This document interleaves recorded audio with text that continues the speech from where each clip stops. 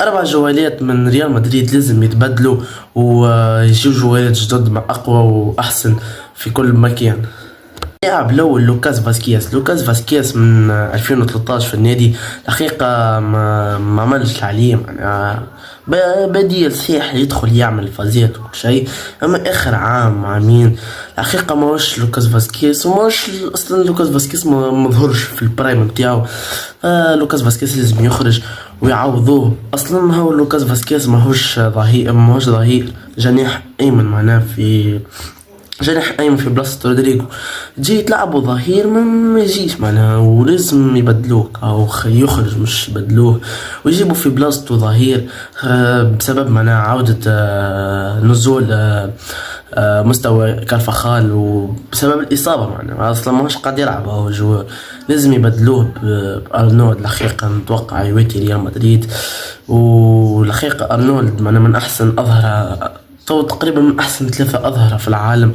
أرنولد لازم يشريوه في الصيف، يا معناها لازم يشريوه. الجوار الثاني لازم يخرج من ريال مدريد وهو فيرلاند مندي جي ظهر لي في 2021، ما ملحق شيء مع النادي، يعني ما وصلش للبرايم نتاعو، ما وصلش انه عمل اضافه انه قولوا هذا جوار عمل اللي عليه مع الجماعي.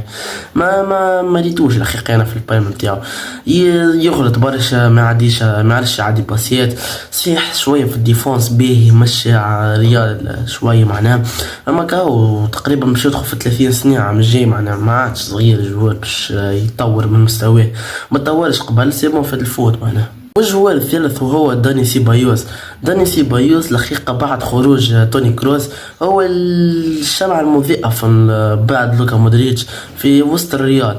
معناها جوار عامل عليه صحيح بناك، يدخل يعديلك باسيات يفكلك كور، اما الحقيقة مع الريال مع النجوم اللي تو لازم يخرج، لازم يبدل يشوف حاجة اخرى مش نتاعو ريال مدريد معناها في الوقت هذا. الجوار الرابع في هذه الحلقة وهو خيسوس فايخو ما تفهموش، جوار اساسي، جوار بناك، جوار اصلا يا مع الجماعيه.